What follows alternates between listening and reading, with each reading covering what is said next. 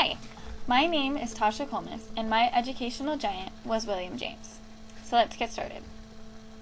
There are many people who can be credited towards the different fields of science. Often throughout history, we find a particular person who seems to be the kickstarter of a particular field of science, and for psychology, much of the credit can be given to William James.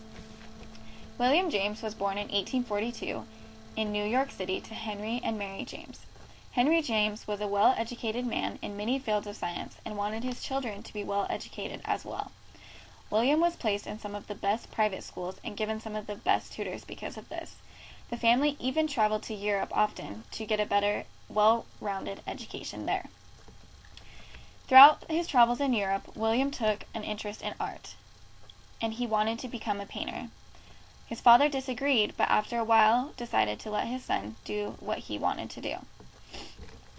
But William changed his mind when he discovered that he wasn't cut out to be a painter. He gave it up, and in 1861, he began to attend Lawrence Scientific School at Harvard University. In 1864, he changes his mind again and starts attending Harvard School of Medicine. But then he misses Europe and leaves and travels. But shortly after, he returns, attending medical school once again, but only to leave to travel to Europe again for a year to study in health education. In 1869, after returning from Europe, he receives his medical degree, but he chooses not to practice. It seems that William James had everything and could go and do whatever he wanted, but throughout all of this time, William suffered from much depression, eye problems, back problems, heart problems, and he even had a mild case of smallpox.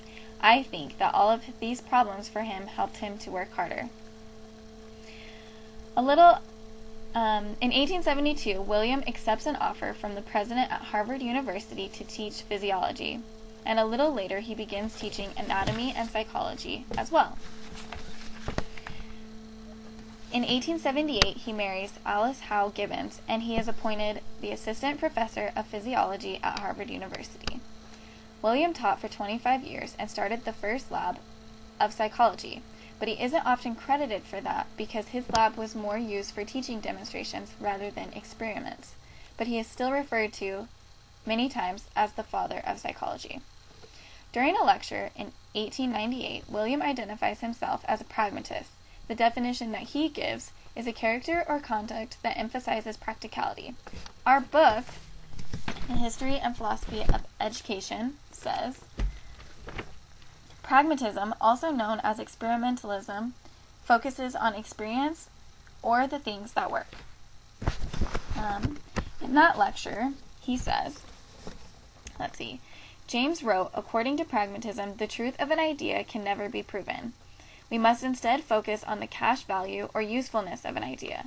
He believes there are two different ways to look at everything, and each idea can be both wrong and right. In this lecture, he tells a story of a man walking around a tree trying to see a squirrel, but the squirrel runs to the opposite side every time, trying to avoid seeing the man. The question here is, does the man go around the squirrel or not? If you mean passing from the north and back all the way around to the north again, then the man does go around him. But if you mean starting in front of the squirrel and going to the side and to the back and the opposite side of the squirrel and to the front once again, then the man doesn't go around the squirrel, because the squirrel refuses to let this happen. Both ideas are right and wrong according to the way that one conceives the verb to go around.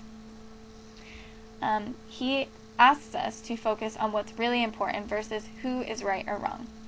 Modern economists say they identify pragmatism as having two parts, an evolutionary philosophy of knowledge and a foundation of a theory of human nature. William was a philosopher of pragmatism along with an experimental psychologist, so he had both essentials.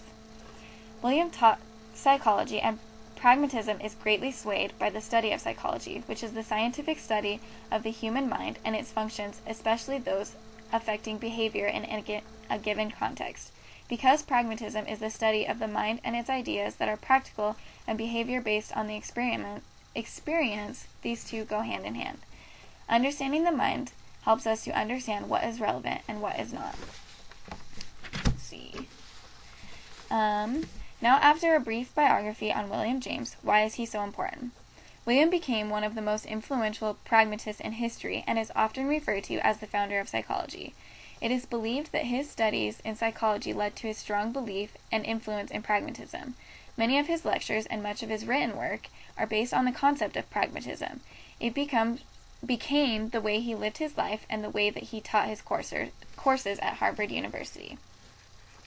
I want to end with another quote by James, and it says, "The art of being wise is the art of knowing what to overlook."